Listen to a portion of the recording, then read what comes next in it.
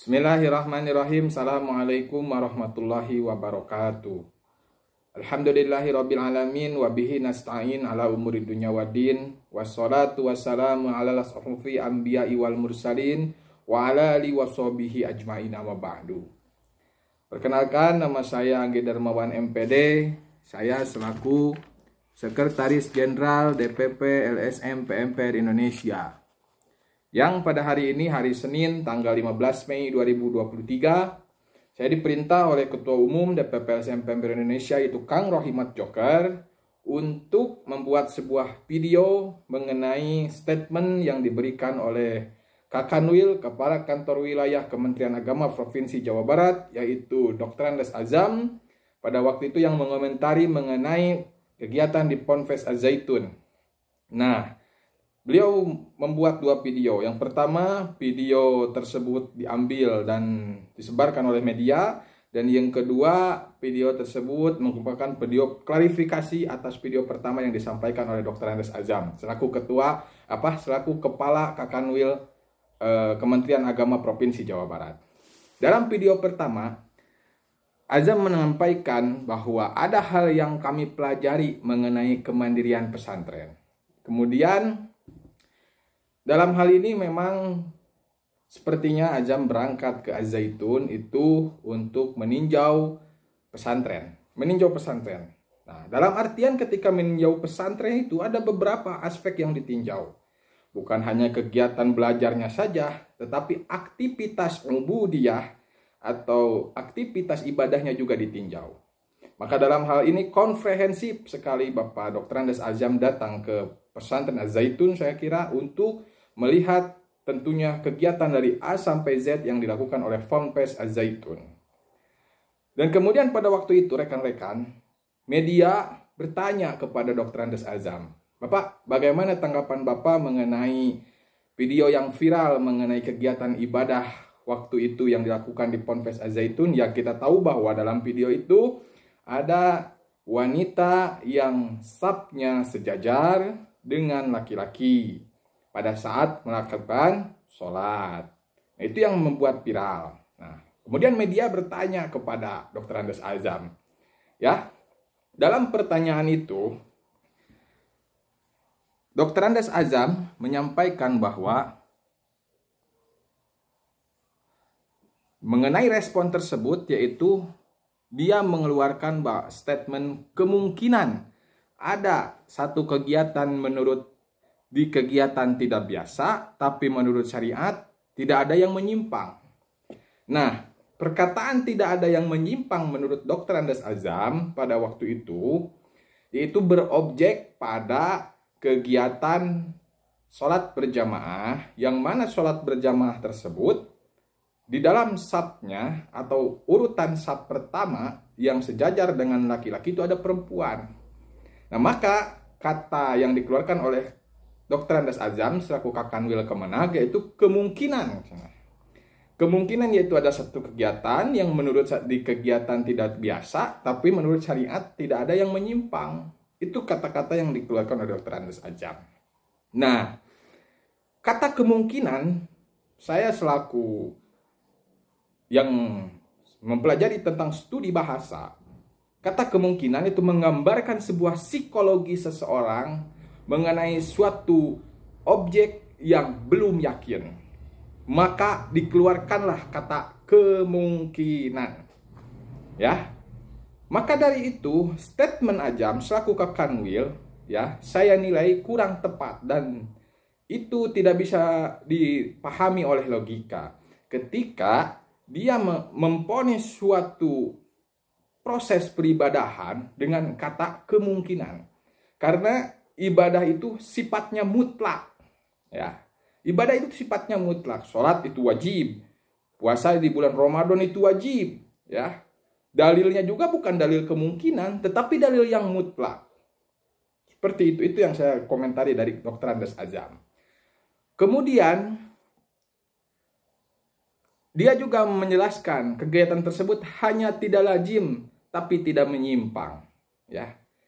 Kata tidak lazim yaitu diperuntukkan untuk sebuah kegiatan yang terjadi atau sudah biasa dilakukan tapi tidak dilakukan di tempat lain.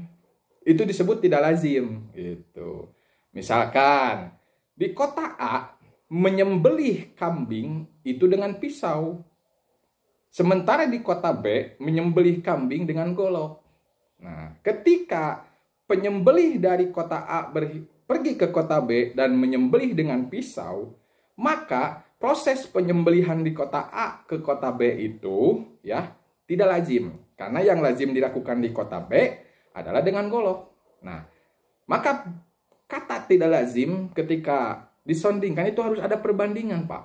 Ya, harus ada perbandingan bahwa kegiatan makmum berjamaah yang makmumnya itu perempuan yang berada di saf laki-laki itu harus ada, Pak, di kota-kota tertentu di dunia ini yang sering melaksanakan itu dan sudah menjadi sebuah aktivitas ibadah.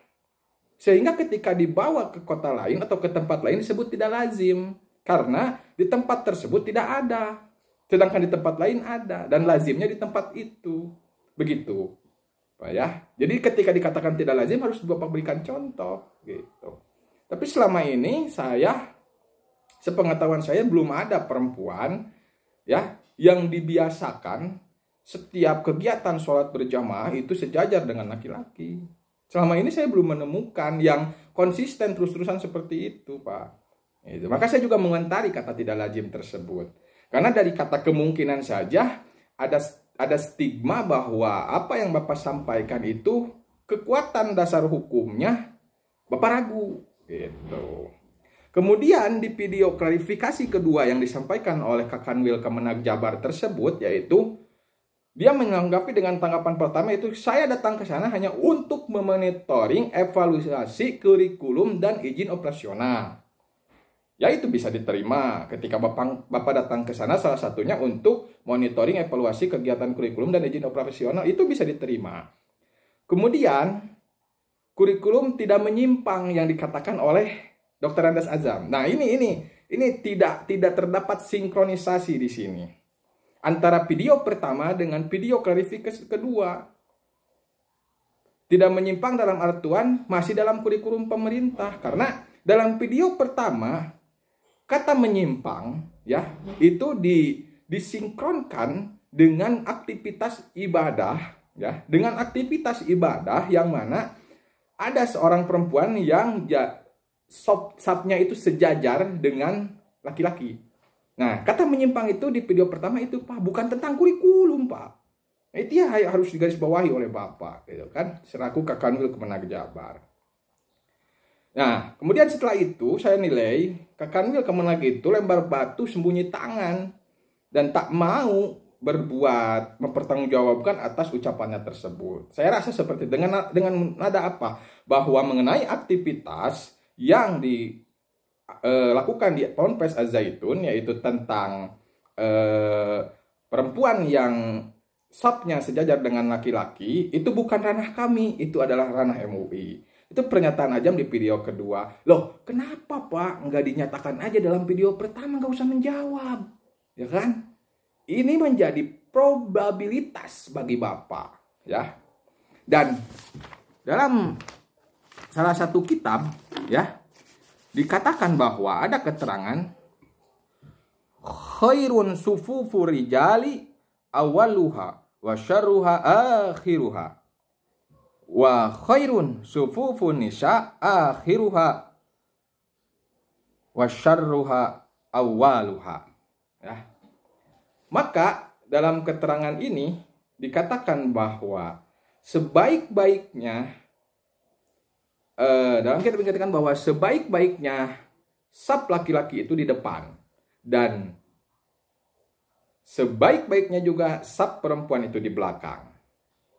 Maka ketika dikatakan sebaik-baiknya saf laki-laki itu di depan dan sebaik-baiknya saf perempuan itu di belakang, ya. Berarti lawan kata baik adalah buruk. Ya. Lawan kata baik adalah buruk.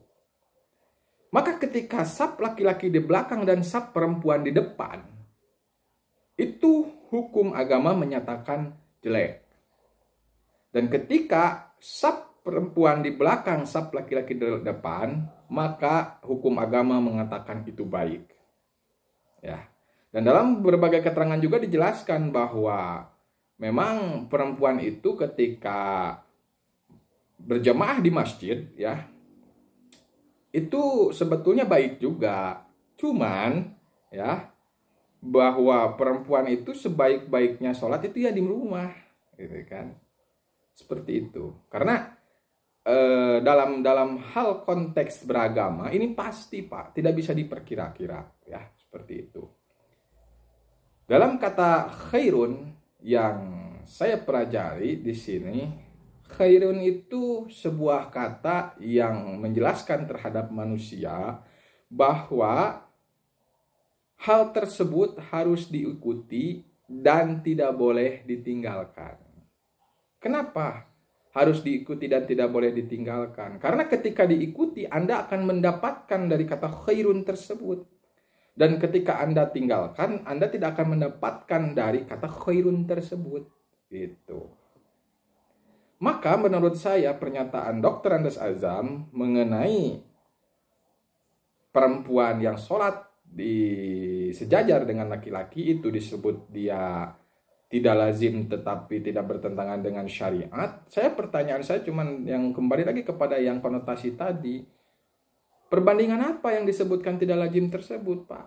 Tolong jelaskan kepada saya bahwa ada kegiatan yang konsisten, perempuan sholat di depan sejajar dengan laki-laki saat demikian yang bisa saya sampaikan dalam tanggapan video ini mengenai pernyataan yang disampaikan oleh Kakanwil Kemenag Jabar. Maka dari ini saya meminta kepada Kementerian Agama Republik Indonesia, yaitu Bapak Menteri Gus Yakut Khalil Qoumas, mengenai sifat pimplan yang dilakukan oleh Azam ini sangat tidak cocok dan tidak sesuai dengan jabatannya selaku Kakanwil Jabar.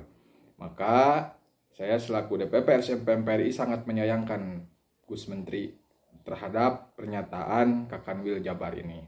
Mohon untuk disikapi oleh Gus Menteri mengenai pernyataan yang disampaikan oleh Kakanwil Kemenag Jabar.